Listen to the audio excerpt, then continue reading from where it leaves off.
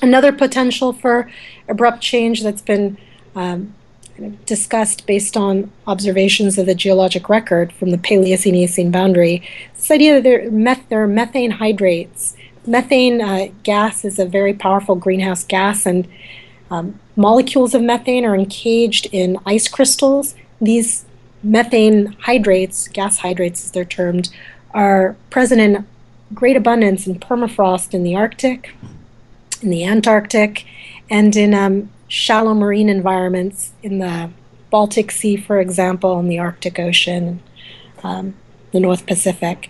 And so there are questions as to whether, as waters warm in these marine environments and as these soils warm, if there's a potential for destabilizing large components of gas hydrates that are currently present, such that methane then gets released into the atmosphere. And then we're going to have the climatic forcing of methane present in the atmosphere, which is, methane's about 10 times more powerful a greenhouse gas than carbon dioxide. So it's pretty concerning.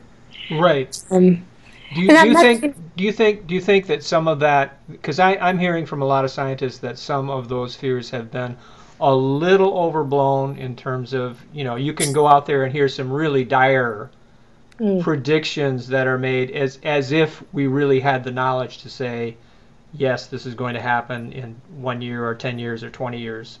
So there there have been some, since the hypothesis has been proposed that methane hydrates could get catastrophically released in the 20th and 21st century beyond in response to human-induced climate change. Our National Science Foundation and our government, the USGS, and other governments have embarked on a mission uh, to try and monitor how much methane hydrates currently stored and whether or not it's being released. And so these activities are still ongoing. What we've been seeing is there's evidence thus far for very relatively small amounts being released. That's not to say that we might not have larger amounts released as the amount of warming increases. But a surprising result has been that actually microbes are really efficient at converting that methane into a source of energy for themselves, which means that it doesn't necessarily get released into the oceans and the atmosphere. Okay, or if it does get released, say, in the oceans, these microbes might break it down. So the consequences, thanks to these bugs, these buggers, fortunately, the consequences may not be as adverse as we'd feared, but we still don't know how effective they're going to be if large amounts get released in response to quite large amounts of warming. There's the second thing, which is that there have been surveys that have been done looking at sediments from off the coast of Norway, for example, and Denmark, where we've actually seen evidence for large catastrophic releases of methane in the last several tens of thousands of years. Okay, so we see these little pock marks in the sediment Right. that indicate venting's occurred, and it appears to have occurred quite rapidly, right? So the jury is still out. I think this is a really important area for scientists to study, both in terms of active monitoring of what microbial communities are doing, what sites in marine environments and in permafrost are venting, and what's going on, whether or not significant emissions are making it in the atmosphere. But I would say that,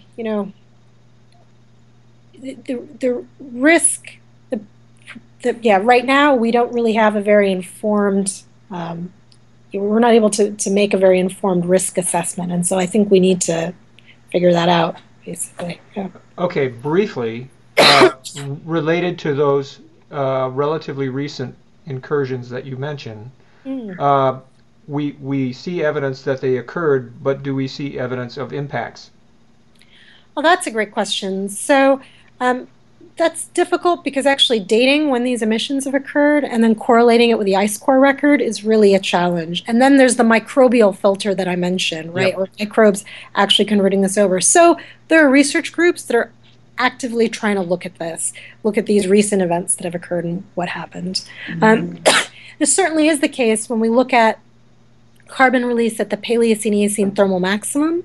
There's evidence for, in both marine environments and terrestrial environments, enhanced methane cycling. So we know that microbes were actually converting that methane to CO2 and converting it to organic matter.